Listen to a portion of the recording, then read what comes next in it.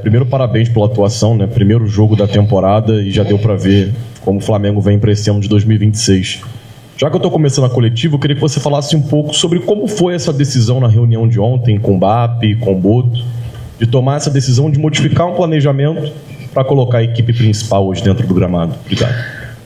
Uma reunião que acontece todas as semanas, já seja via telefone, já seja presencial, conversamos sempre. E os interesses da instituição estão sempre acima de qualquer planejamento.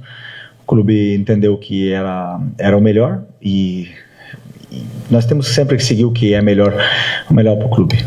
Eu sempre fiz isso desde que cheguei aqui, o BAP também, o Boto também. Somos pessoas com muita coragem, porque tomar decisões desse nível requer muita coragem e muito simples.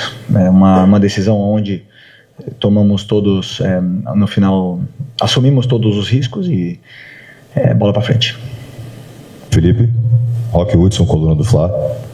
Ano passado eu fiz uma pergunta para você na época que teve a parada da data FIFA e você disse que esse time, quando tem de 7 a 10 dias para poder treinar, é um time muito diferente dos demais. O Flamengo treinou em média aí 9 dias e nós vimos aí uma atuação muito boa, né? Até o momento da expulsão tinham 13 finalizações. O que mais te impressionou, por mais que você acompanhe o treinamento, dentro dessa atuação, a atuação do Flamengo fisicamente, o que mais impressionou ao Felipe Luiz, que mudou do treino para o jogo? Não me impressiona porque eu já conheço os jogadores, já sei da forma que eles têm de lidar, a ambição que esses jogadores têm, de jogar, de performar, de se divertir dentro do campo. Você falou aí bem, quando o time tem tempo para treinar, ele desenvolve todas as ideias, ele pega todos os conceitos. Hoje, por mais que tenha sido um jogo com volume de finalizações muito grandes, existem coisas para melhorar, sim, com certeza, mas foi um jogo espetacular. O que eu gostei foi, principalmente, que os jogadores se cuidaram bem, sabem a prioridade que é cuidar do próprio corpo e a qualidade que eles têm. Só de perto você consegue entender o nível de jogador que nós estamos falando hoje no elenco do Flamengo. Isso é um nível muito alto e um jogo excepcional.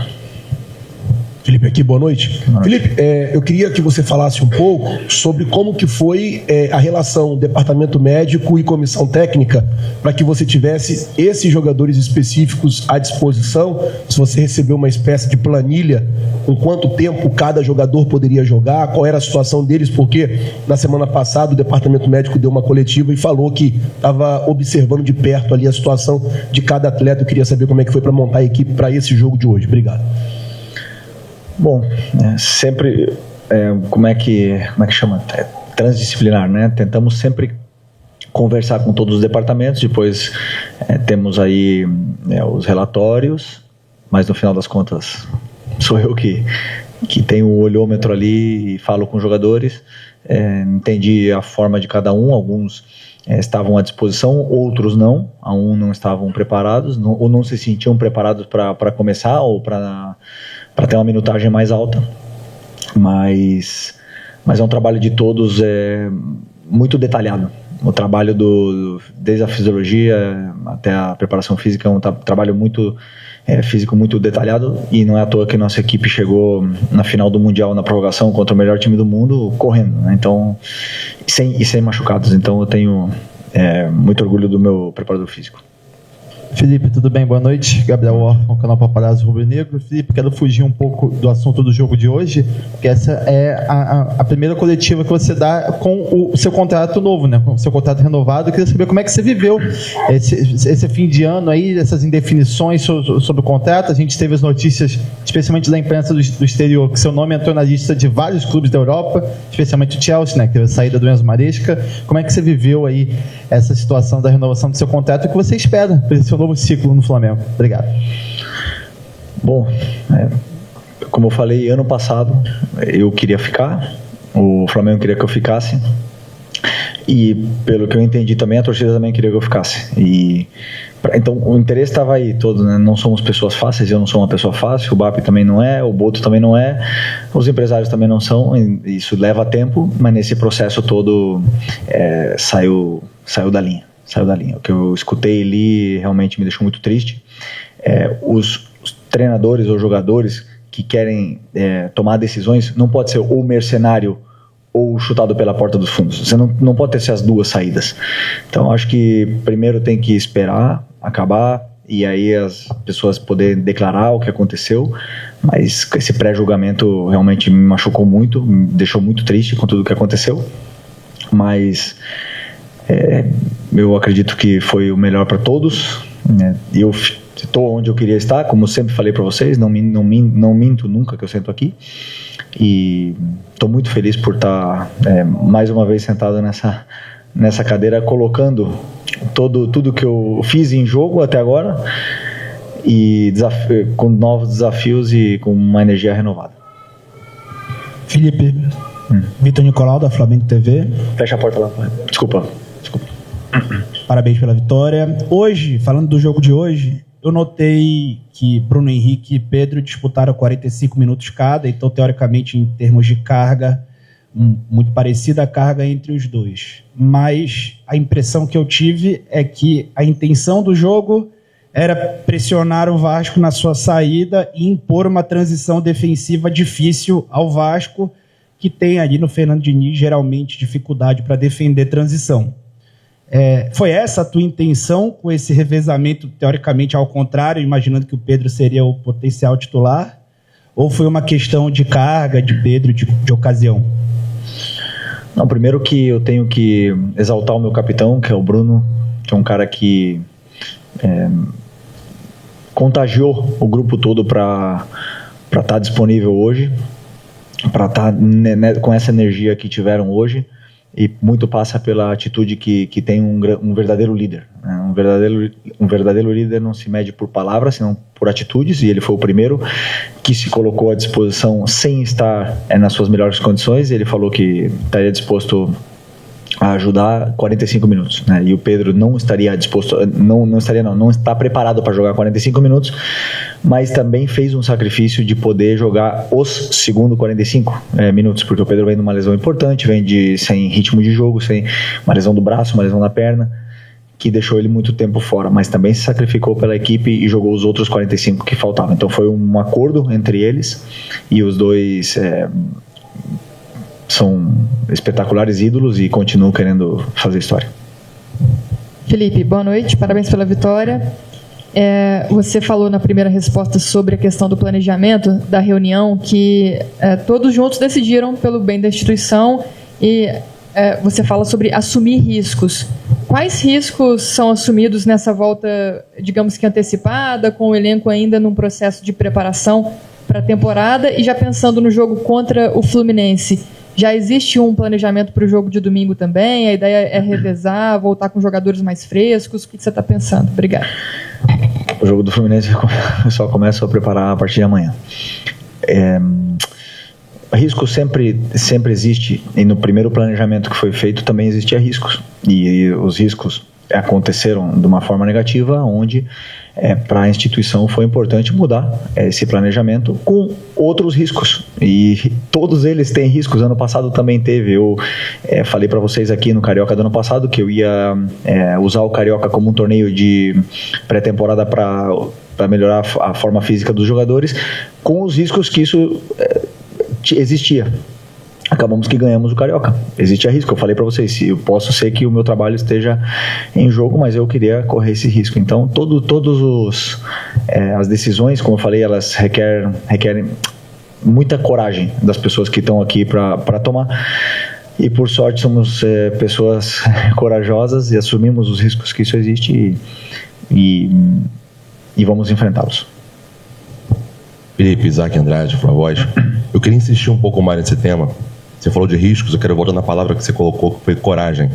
Hoje o Campeonato Carioca é considerado o mais charmoso do Brasil, mas também é um movimento de desvalorização por grande parte da imprensa e também dos clubes em relação a esses campeonatos regionais, porque eles também não valem tanto quanto os demais, ou eles atrapalham um pouco essa preparação, que para mim dá a entender essa questão do risco em si. Como é que você vê os campeonatos estaduais, os campeonatos regionais? Eles realmente têm assim, o seu momento, o seu glamour? Eles são importantes? Ou eles somente são o primeiro campeonato que existe, e por isso da questão da coragem e do risco? os campeonatos estaduais têm um peso para cada estado, para cada clube que quer colocar como prioridade. Obviamente que não é o objetivo principal de nenhum clube na temporada, clube grande que quer conquistar grandes títulos na temporada. Digo isso porque... Fugiu agora. Desculpa. Deixa eu lembrar que fugiu. Caraca, fugiu.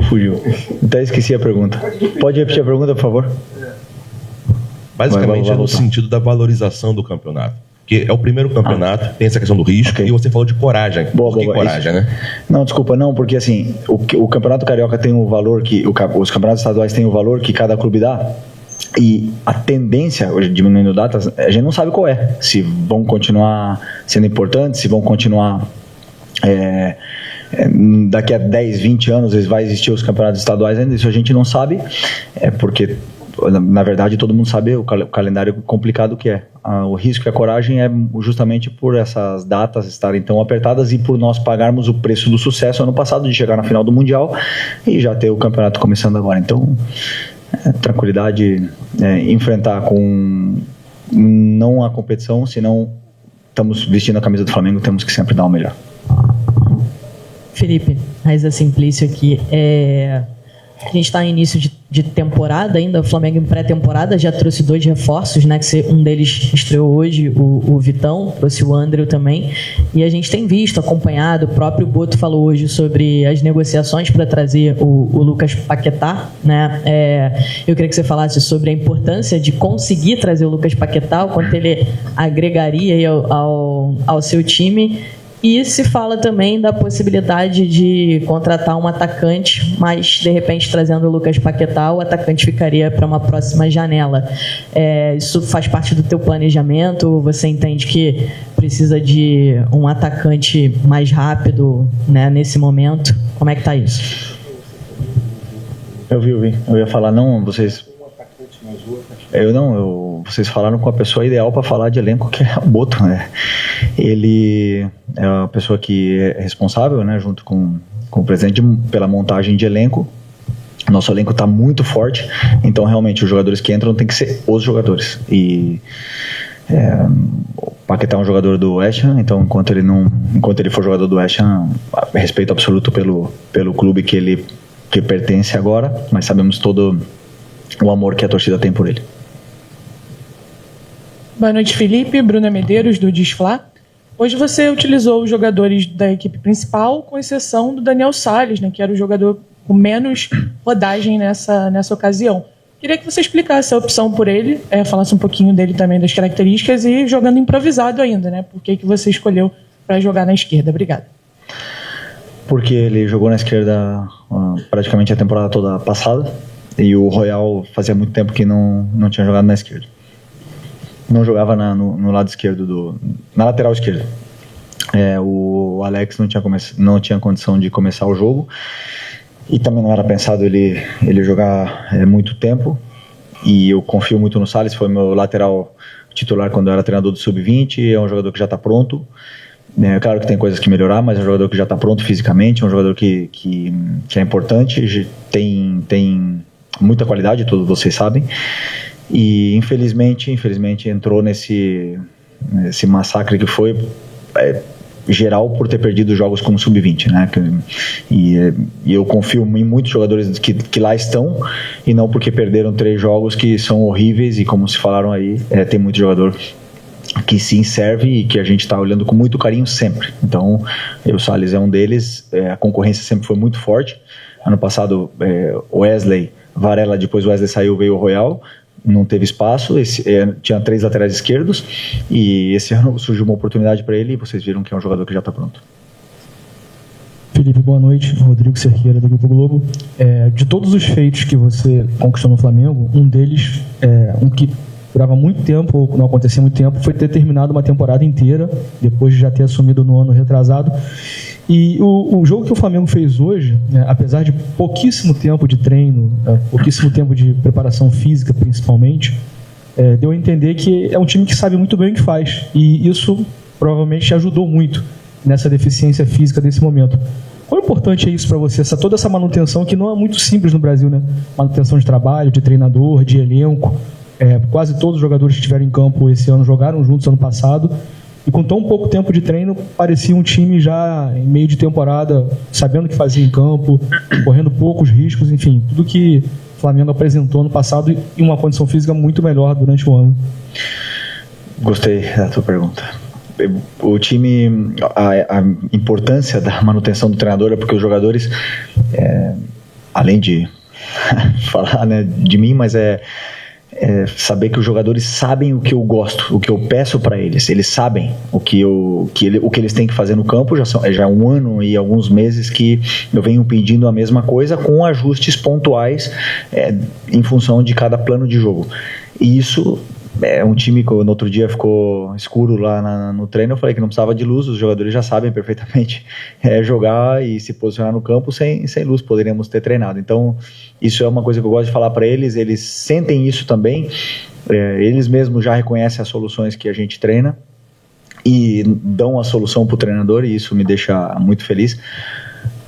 E por isso também que eu estou muito honrado de continuar liderando esse grupo e sentando nessa cadeira aqui, que é a cadeira com mais pressão do mundo. Aqui, Felipe, boa noite. Marcos Martins, do canal da CRN, parabéns pela vitória. Queria te perguntar ainda sobre a questão da agressividade do Flamengo na marcação, Flamengo pressionando alto, Flamengo com muita vontade também na pressão pós-perda. Queria te perguntar se isso foi fundamental para que o Flamengo tivesse esse domínio amplo sobre o Vasco, né? O Flamengo conseguisse encurralar o Vasco no campo de defesa deles, justamente por essa intensidade defensiva, essa dificuldade do Vasco conseguir construir desde trás. Você viu o Vasco errando bastante também, tecnicamente. Queria te perguntar sobre essa tua avaliação sobre esse desempenho defensivo do Flamengo, marcando forte. Bom, primeiro, pela energia que os jogadores colocaram na pressão alta. Segundo, que recuperaram as forças. Essa quebra entre parar o corpo, que depois de uma temporada de 11 meses, o time já não estava com força para pressionar no final da temporada passada. Perdemos a bola em alguns jogos, diga-se pirâmides no segundo tempo, o Cruz Azul no primeiro tempo, e o time já não tinha a mesma força. Portanto, fazer essa quebra muitas vezes é muito importante. Nós não tivemos por causa do Mundial, e os jogadores recuperam essa força e essa energia para poder pressionar. O meu objetivo agora é que eles consigam manter, que eles consigam alcançar o melhor nível físico deles para poder performar dessa maneira por mais tempo, né? Esse é o meu grande desafio. Felipe, boa noite. Pedro Ramos, da Sintonia Esportiva.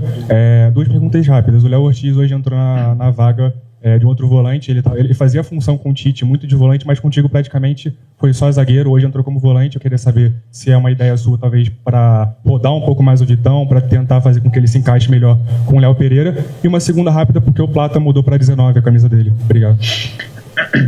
Não, o Léo não é volante e comigo não vai jogar de volante. Ele é zagueiro. Para mim, ele é um dos melhores zagueiros do mundo, e do Brasil também, e também para mim do mundo. E hoje eu estava na dúvida entre ele e o Michael, que treinou muito bem de volante durante essa semana, mas como a gente estava com a mais, eu preferi manter uma estrutura mais sólida, já com a vantagem no placar, com ele ali fazendo essa... Na verdade era uma construção com 3 zagueiros, mas eu não vejo ele como volante. Ele não compete por posição como volante, nem vai competir, a não ser que realmente precisamos de um sacrifício dele. Portanto, o Vitão compete por posição com o Danilo, com o Léo e com o Léo. Então, gostei muito do jogo do Vitão falando nisso. Desculpa, do Plata não tenho nem ideia. Nem sabia, eu vi hoje que ele tinha mudado de camiseta. Oi, Felipe, aqui Sérgio Lobo. Eu queria saber um detalhe sobre o planejamento, voltando a falar de planejamento, que é o seguinte: a gente vai ter uma parada para a Copa do Mundo e até lá vão ser disputadas 18 rodadas do Campeonato Brasileiro. A 19ª vai ser 50 dias depois, ou seja, depois do Mundial, mais um período. A preparação do Flamengo, especificamente do Flamengo, está sendo meio que full para esse período, até essa parada para a Copa do Mundo, e depois vai ter um recomeço para esses 50 dias após, para o segundo semestre. E só um detalhe sobre a vestimenta: a gente está te vendo aqui hoje pela primeira vez e todo mundo te viu hoje repaginado. Esse vai ser o teu uniforme para a temporada?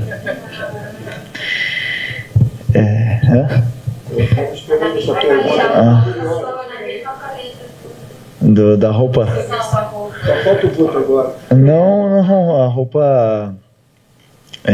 vocês sabem bem, eu não gosto de tomar decisão de roupa. Ficar perdendo tempo com escolher roupa é difícil, né? Então, a minha esposa aí que fez esse look pro Campeonato Carioca, né? Então, vale, né? É isso. Eu não sou influencer, não sou. Mas ficou bem, pelo que eu vi ali nas fotos, não tá errado não. Mas depois falei até para os jogadores depois do Mundial, aquela camisa preta, eu tava levantando o braço, já tava aparecendo a barriga de tantos jogos que fez durante a temporada, então ela foi aposentada junto com a calça e vai ficar guardada na minha casa. Até esqueci agora a outra. Ai, caramba. Sim. Não, é que assim, às vezes, né, as pessoas pensam já no Mundial e o treinador ele sempre pensa que tem que ganhar, senão ele vai ser mandado embora semana que vem. Então é difícil pensar até o Mundial. O nosso planejamento vai em função de encontrar a forma óptima física dos jogadores. Não é pensando em outubro, em novembro e tal. Sempre em levar os jogadores a sua... Eles já têm uma memória muscular muito boa, porque são jogadores que jogaram 76 jogos, não é fácil de perder tudo que eles ganharam na temporada passada, mas o planejamento é deixar os jogadores em condições perfeitas para desempenhar o que o treinador pede dentro do campo. Ou seja, eu peço muito para eles. Alguns jogadores são muito sacrificados, muitos, dentro do plano de jogo que eu tenho. E eles precisam estar fisicamente numa condição óptima para poder performar dessa maneira. Então, aí vai o planejamento. Não vai em função de chegar no Mundial, isso aí a gente já vai ver como vão ser os dias. Esperamos que devemos ter vários jogadores que vão jogar essa Copa do Mundo. Então, quando chegar lá, né, se Deus quiser, esteja sentado aqui ainda e a gente vai tomar decisões. Obrigado, Felipe. Valeu, boa noite, pessoal. Bom dia para você.